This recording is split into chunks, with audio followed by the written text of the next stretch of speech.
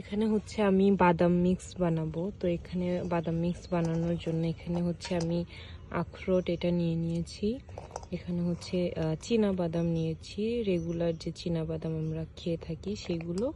আর এখানে হচ্ছে নিয়েছি কাজু বাদাম, আর এটা হচ্ছে কাঠবাদাম। আমি হচ্ছে এই 4টা বাদাম একসাথে মিক্স করে আমি হচ্ছে মিক্স বাদাম বানাবো। তো এখানে আমি রোদ্রে দেওয়ার জন্য নিয়ে এসেছি। তো এখন হচ্ছে এটা আমি এভাবে রোদ্রে শুকোতে দিব। মানে খুব বেশি রোদ্রে দেওয়ার এটা প্রয়োজন নেই, যেহেতু এটা ভাজাই থাকে, মানে ইয়া করাই থাকে। তো এটা আমি অল্প পরিমাণে একটু রোদ্রে দিয়ে এটা আমি জাস্ট যাতে গুঁড়োটা আমি যখন রেখে দিব এটা যাতে সহজে নষ্ট না হয় সেটার জন্য আর কি।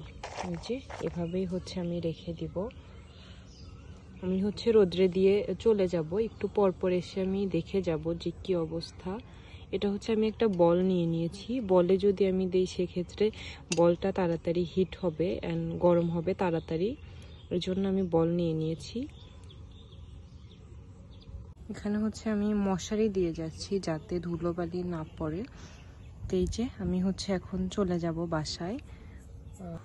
তো এটা আমি রোদ্রে থেকে নিয়ে আসার পরে আমি হচ্ছে ওভাবেই ব্লেন্ডার করতে চাচ্ছিলাম, কিন্তু হচ্ছে আমার মা আমাকে বলতেছিল যে একটু হালকা তাওয়ায় টেলে নিলে তাহলে হচ্ছে আর একটু ভালো হবে। এই জন্য হচ্ছে আমি এখানে একটা তাওয়াতে এক একটা বাদাম আলাদা আলাদা করে ভেজে নিব, কারণ হচ্ছে এক একটা বাদাম এক এক রকম, কোনোটা মোটা, কোনোটা চিকন, কোনোটা ছোট, দেখা যাবে যে একটু আগে পরে হবে। এই জন্য হচ্ছে আমি একটু তাড়াতাড়ি করে একটা একটা করে আমি ভেজে নিব। আমি হচ্ছে ফার্স্টে কাঠবাদাম ভেজে নিয়েছিলাম, তারপরে হচ্ছে আমি কাজু বাদাম ভেজে নিয়েছি। এখন হচ্ছে আমি আখরোট নিয়ে নিয়েছি। আমি হচ্ছে আখরোটটা পরিমাণে একটু কম নিয়েছি, কারণ হচ্ছে যেহেতু আমার বাচ্চা খাবে, আমার বাচ্চার বয়স খুবই অল্প, এই জন্য আমি হচ্ছে পরিমাণে একটু কমিয়ে নিয়েছি। তো এখানে হচ্ছে আমি চীনা বাদাম নিয়ে নিয়েছি। আমার হচ্ছে চীনা বাদামটা ভাজতে অনেকটা টাইম লেগেছে। চীনা বাদামটা মানে খুবই একটা বিরক্তকর ভাজা, ওইগুলো মানে খুব সুন্দর দেখা যায় মোটা, কিন্তু অনেক তাড়াতাড়ি হয়ে যায়, কিন্তু এইটা এমন মানে খুবই দেরি হচ্ছিল আর আমার খুবই বিরক্ত লাগতেছিল। তো এই যে আমি হচ্ছে এখানে আস্তে আস্তে, মানে এটা তো খুব বেশি তাপে ভাজা যাবে না, তো এই জন্য আস্তে আস্তে আমি হচ্ছে এগুলো আমি ভেজে এই যে সবগুলো একসাথে আমি ঢেলে নিলাম। ঢেলে সবগুলো আমি একসাথে মিশিয়ে নিব। এখানে হচ্ছে আমি 4 রকমের বাদাম নিয়েছি। আমি আমার হাতের কাছে বাদাম পেয়েছিলাম, এই জন্য হচ্ছে আমি 4টা বাদামই নিয়েছি।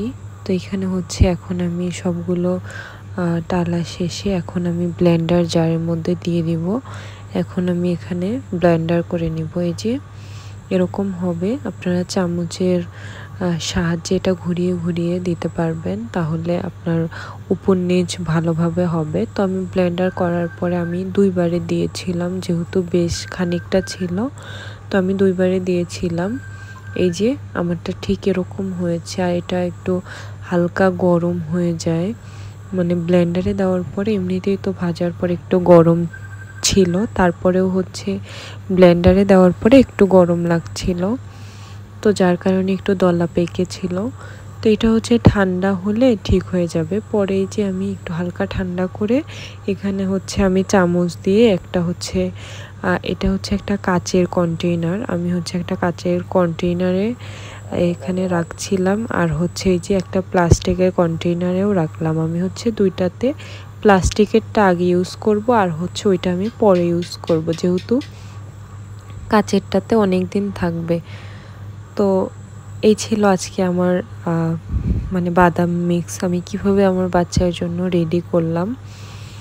তো ভিডিওটা যদি ভালো লাগে অবশ্যই আমার চ্যানেলের সাথে থাকবেন অ্যান্ড আমার চ্যানেলটা সাবস্ক্রাইব করবেন, পাশে থাকা বেল বাটনে প্রেস করে দিবেন এবং আমার চ্যানেলের সাথেই থাকবেন।